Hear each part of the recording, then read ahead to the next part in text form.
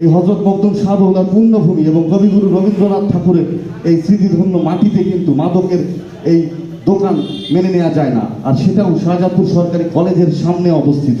ট্রাকগুলো যারা চালায় তারা কিশোর, এমনকি অনেক সময় আমরা শিশুদেরকেও ট্রাক চালাতে দেখি। মহাসড়কে শিশু কিশোররা ট্রাক চালায়, এটা চিন্তা করাও যায় না।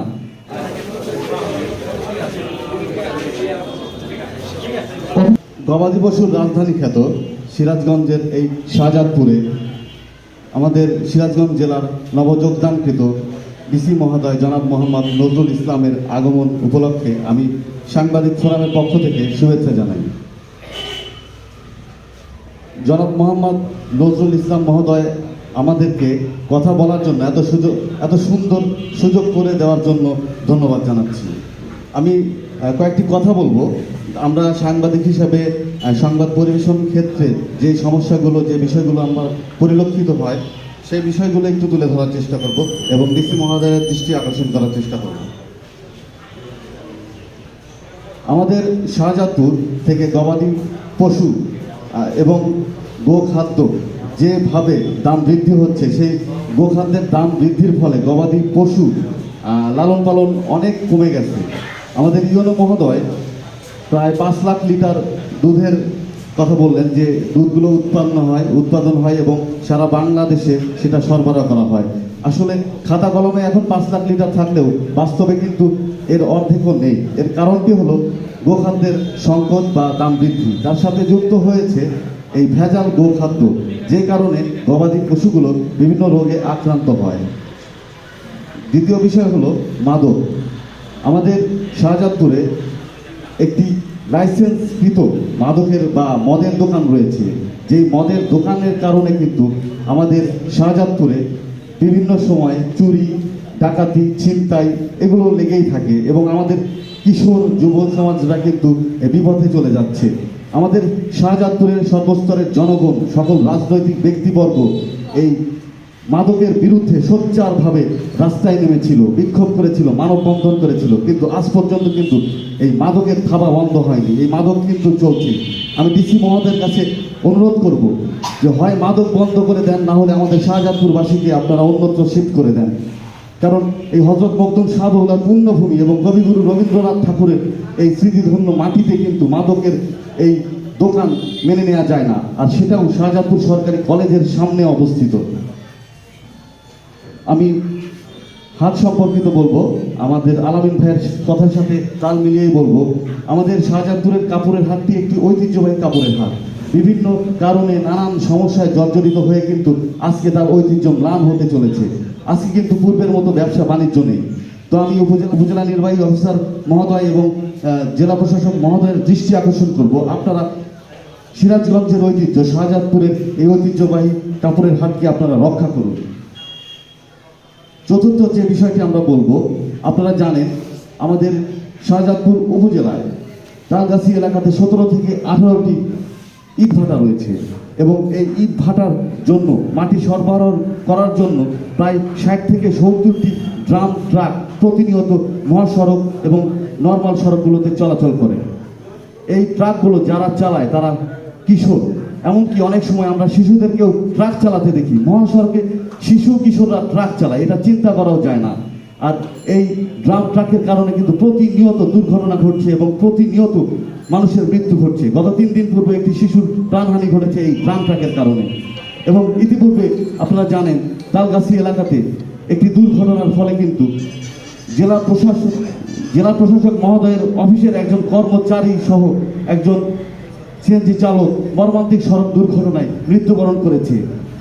এই মৃত্যুগুলো কিন্তু মেনে নেওয়া যায় না, কারণ এই মৃত্যুগুলোর কারণ হলো অনৈতিক। এই ড্রাম ট্রাকগুলোর কোনো লাইসেন্স নেই, এই ড্রাম ট্রাকগুলোর কোনো নাম্বার প্লেট নেই এবং এই ড্রাম ট্রাকগুলো যারা চালায় তাদেরও লাইসেন্স নেই। আমি ডিসি মহোদয়ের দৃষ্টি আকর্ষণ করব যে যত উপযুক্ত ব্যবস্থা গ্রহণ করে আমাদের জীবনকে নিরাপদ করুন।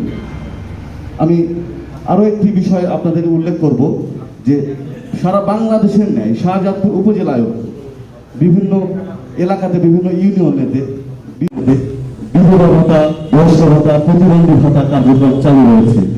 আমরা আপনাদের সাধুবাদ জানাই এই প্রোগ্রামের কারণে, কিন্তু কিছু অসৎ লোকের কারণে কিন্তু এই বিধবা ভাতাগুলো, বয়স্ক ভাতাগুলো কিন্তু সঠিক মানুষের কাছে পৌঁছচ্ছে না। কিভাবে পৌঁছচ্ছে না? একজন মানুষের ভোটার আইডি বা সম্পূর্ণ ডকুমেন্ট নিয়ে আপনারা তাদেরকে কার্ড প্রদান করেন, কিন্তু তার মোবাইলে কিন্তু সেই টাকা আসে না।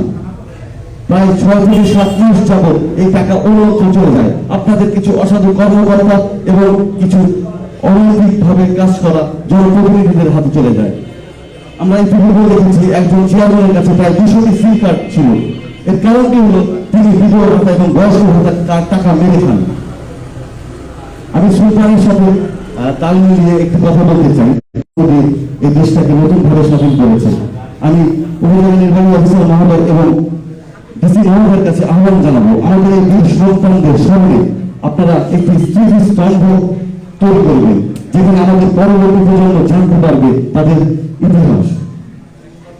আমি আর বেশি কথা বলবো না। সবাইকে আবারও আমি সাংবাদিক ফোরামের পক্ষ থেকে ধন্যবাদ জানাই এবং নবনিযুক্ত ডিসি মহোদয়কে ধন্যবাদ জানাই। আসসালামু আলাইকুম। আরো কিছু বিষয়ে বলেছেন, ট্রাক যানজটের বিষয়ে, বিধবা ভাতা সহ অন্যান্য ভাতার বিষয়ে আপনারা অনেকে বলেছেন। এগুলো আমি উপজেলা নির্বাহী অফিসারকে বলবো এগুলা যথাযথ তদন্ত করে যদি এখানে কোনো অনিয়ম থাকে সেগুলো বাতিল করে দেওয়ার জন্য। এছাড়া আপনারা ইতিমধ্যে আপনারা জানেন টিসিবির যে তালিকাভুক্তি, এটা প্রায় আমাদের 47 লক্ষ তালিকার ভিতরে অনিয়ম আছে। সেই সারা বাংলাদেশে 47 লক্ষ নতুন তালিকা হচ্ছে ইতিমধ্যে প্রায় সম্পূর্ণ। এটা আপনাদের যারা রাজনৈতিক নেতৃবৃন্দ আছেন, ইউনিয়ন সাধারণ জনগণ আছেন, সকলের সহযোগিতায় তালিকা ইতিমধ্যে সম্পূর্ণ হয়েছে।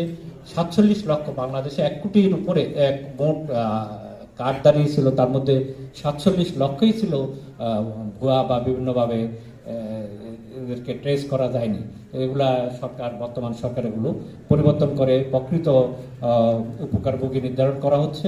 আপনাদের সার্বিক সহযোগিতার জন্য আমরা ধন্যবাদ জানাচ্ছি। আর আমার বক্তব্য না বাড়িয়ে আপনারা দীর্ঘক্ষণ এখানে আমাদের বসে থেকে বিভিন্নভাবে আমাদের জন্য অপেক্ষা করেছেন, আমাদের বক্তব্য শুনেছেন। এবং আপনার আরেকটি বিষয় আছে, এখানে একটি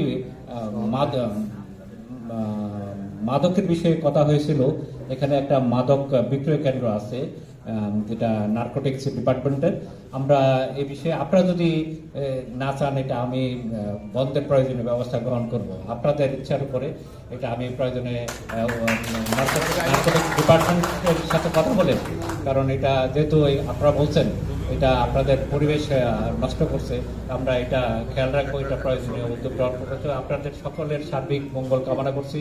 আপনাদের কাছে আমাদের প্রত্যাশা আপনারা কি আমাদের সার্বিক সহযোগিতা করবেন, আমরা যেন আমাদের রাষ্ট্রের আমাদের উপরে যে অর্পিত দায়িত্ব, সেই অর্পিত দায়িত্বগুলো যথাযথভাবে পালন করতে পারছে।